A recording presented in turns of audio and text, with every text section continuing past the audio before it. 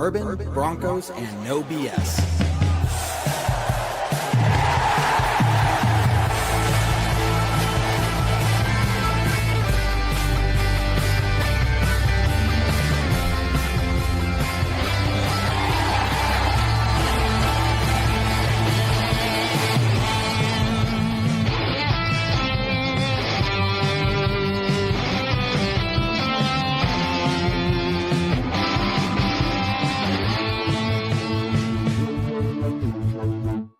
Fans, brews, and Broncos news. What's going on, Broncos Country? Welcome to the Halftime Hash, brought to you by Bourbon, Broncos, and no BS. My name is 𝐷𝐸𝐿. I am glad to be with you here today. Broncos are playing the Eagles in this Week 5 matchup, currently losing 10-3. And in some ways, it's really good that it's only 10-3, and in other ways, it's really bad that it's only 10-3. Because one side is doing really well, the other side not so much. And it's really coming down to a game of inches, guys. And so let's talk about it. Post your comments, post your questions, hit that share button for me. The score prediction challenge is over, so let me pull down that banner for you guys. That's not going to count anymore, and that's fine. But hey, hit that share button for me, guys, and let me know what you think about the first half of the game. Let me go through some of these numbers really quickly. Bo Nix. Yeah, 10 for 21, only 79 yards. Not looking good. Meanwhile, Jalen Hurts, 13 for 19, 138 yards, averaging 7.3 per reception there. We do have 3 sacks on him. I feel like I only remember 1, maybe 2, but yeah, apparently we have 3 sacks on him. So, whereas Bo Nix has only been sacked once there. Broncos rushing yards, not looking good at only 36. But then all on the other side of the ball, here we are in the first half. The Broncos defense has held Saquon Barkley to only 30 yards and Philadelphia in total 41 yards. So, both defenses are doing a very good job. But there's the problem. The Broncos in these kind of close games, we've seen them shut down really good running backs in the first half, and the second half they come out and the running game just gets absolutely going for the other team, and we get steamrolled. So something to watch out there for, and that's my concern, partly going into the second half here. Okay, the rest are paid off. Look, I didn't really see a clear view of what happened on that flag they picked up there at the end of the half. I don't know. I think that's a ball that Bo Nix could have probably ran forward and at least almost gotten the first down or gotten us closer to field goal range. I don't know, but he saw something and went for it. I think one of the big differences here is the Eagles are doing the little things right, and the Broncos just aren't. Both teams are playing very well. But the difference is coming down to the Eagles are doing things right. The Eagles are catching the ball in the big moments, in the big plays. They're catching the ball.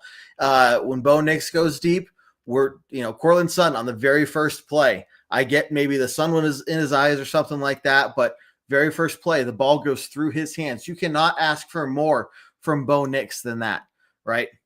But alternatively, there's just really good defense too. So you got to give credit where credit is due. But it's a problem where just Bo Nix is not able to really connect on these deep passes. And you can't even really fault them for overthrowing it by like not even a foot, right? You're talking about overthrowing it by inches. So Bo Nix is more or less playing just about as well as you could ask. There's just a disconnect between the receivers and Bo Nix on those key critical moments, whereas the Eagles are just finely tuned. They're where I want the Broncos to be in the next 2 to 3 years. But, the Broncos are very unpolished, whereas the Eagles are. And I think that's the key difference to what we're seeing so far. Now, the fact that it's only, the Eagles only have 10 points, big testimony to the Broncos defense there and shutting those guys down. So let's get to more of some of these comments here, guys. Appreciate you guys tuning in. And again, hit that share button for me. Let's go through a speed round. So again, I get the frustration, but if you look closely, like they're not overthrown by 4, 5, 10 yards. I know that one, like near the end of the half here but again, I was good defense. He just shut down that route. So Bo maybe could have read that better or something, but in general, these throws are at the fingertips, right? And so they're so close. But I get the frustration. Yeah, I think there's room for improvement, and things that they can do in terms of just not taking stupid penalties at the worst times, right? So there's definitely a chance for them to come out and look stronger offensively. Defensively, they need to just basically keep doing what they're doing. And that involves making sure they do not get Philadelphia's run game going. Because if that happens, this is normally what we've seen in these situations. Broncos are close to these tough teams. Go back to Baltimore last year. We had held Derrick Henry to almost nothing in the first half. Second half, boom, he gets like 130 or something stupid yards, right? So the Broncos need to find a way to just shut that down. Jose, how you doing, man? Yeah, the first half struggled. What do they need to do in the second half? I think I kind of just talked about that, they just need to play smart football. Yeah, definitely be aggressive and take chances. They've got to find a way to just connect on those, right? Because just a couple of those connections, like we're talking about a different game here right now. So we're close, but the little things, stop getting penalties at the worst moments, right? There's got to be better protection for Bo. He's getting a lot of pressure. So they have got to find a way to protect him a little bit better. And you might see some of those connect a little bit better if they find him better protection. Yeah, dude, I just disagree with that. He's doing the things correctly. He's protecting the football as much as possible, but there's pressure getting into his face. And he's not misreading things. He's taking good chances and putting the ball where it's not going to be a interception, right? But at the same time, he's trying to thread this needle. And when the ball's at the fingertips, like, dude, you throw a ball 50 yards down the field within a bucket, like they were talking about on TV, like that is a freaking hard thing to do, especially while these massive guys are rushing towards you, trying to slam you to the ground. So Bo Nix is doing, I think, just about everything we could ask for him to do as a sophomore quarterback, as a year 2 quarterback. If this was a 10-year quarterback looking like this, 8-year quarterback, okay, that's not good. That's average by that point, right? They should be fully developed and confident. For a year 2 quarterback, guys, Bo Nix is doing everything that we should be asking him to do. Okay, it's just a matter of fine-tuning this, cleaning it up, and getting these guys to be able to connect. Dude, I just disagree with you, bud. I appreciate the comment, though. I really do. Andrew, let's blame it on officiating. We can blame it on a lot of things, bud. And a lot of these guys, right? And it's one thing when the ball is just right at the tip of their fingers, right? Where it's right there. I get my hands on the camera. But it's another thing when the ball literally touches their hands and goes through their hands. And you see that so all of these guys, they're all getting drops. It's interesting to see Sherfield getting some action there. He has 1 reception for 15 yards, 2 targets. I think he was close on getting that other reception there. That might have been a penalty or something. But they're spreading the ball around very nicely. The Broncos 79 passing yards, not great. Philadelphia 138. But again, that's the difference. They've connected on some of those deep passes. And if the Broncos had connected on a couple of those deep passes, we'd be looking at least a 10-10 game right now, guys, or 9-10, we'd be in field goal range for a couple more of those drives. So it's close. It really is.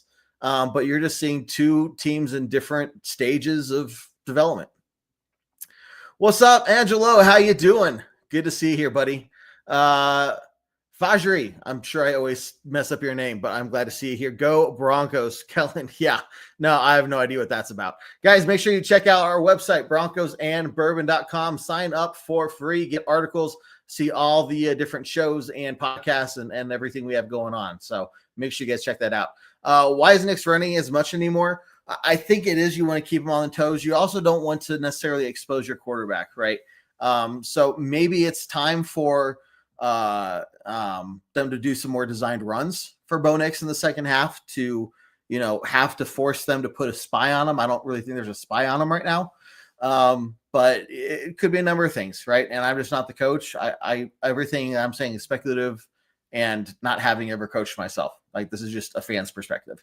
So, but it's, maybe it's just whatever you're seeing the defense doing, you're thinking there's better opportunity than having those designed run plays and just really getting your own running backs going. I don't know. It is interesting to think about, though. Steve, how you doing? Good to see you here. Moss gets beat weekly, but I guess that's how playing opposite. Yeah. And again, would Moss be getting this much criticism if he was on another team starting, where he wasn't adjacent PS2?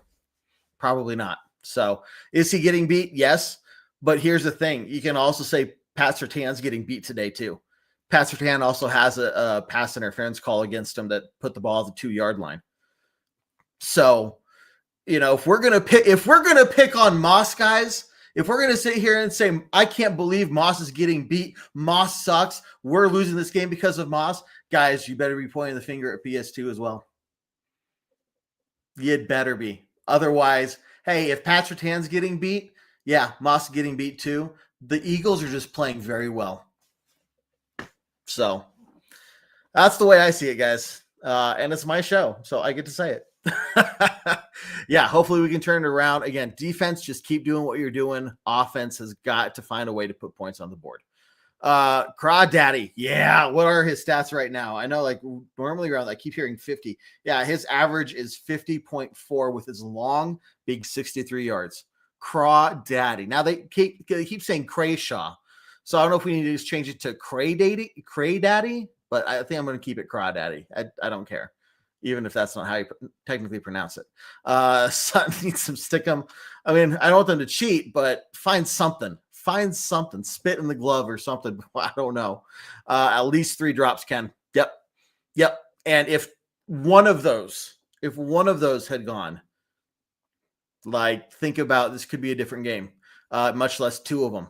You're not going to get every single one of them, but if you could get, 50% or a little bit more of those, like, that's huge. Down 7 at the missed opportunities, bad penalties. That's really what it is. Dude, I totally agree with you, DeAndre. Nick's deep drops take us out of field goal range. Yeah. There's also just some pressure getting to him. Like, he got sacked, pushed us out of field goal range there. On pretty much all of these throws, he does not have much time in the pocket, guys. So he's getting this accurate with this much pressure in him. Like, you keep seeing him getting picked up off the ground. So QB hits, let me see what they have.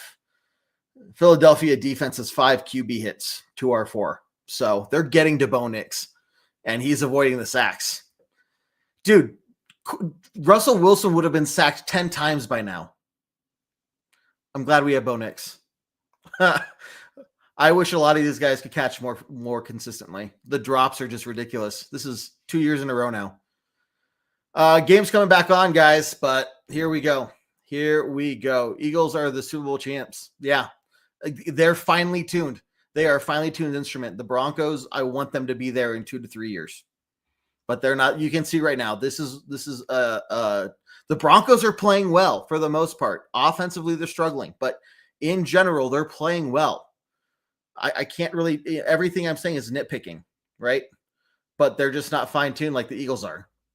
No, dude, Kellen, I completely agree. I'm kind of like sitting back. I'm relaxing. Like, we're not supposed to win this game, but we're playing well. You can't see the game. No, dude, Michael, I'm not even saying that. We're not starting Stidham. We're not even going there.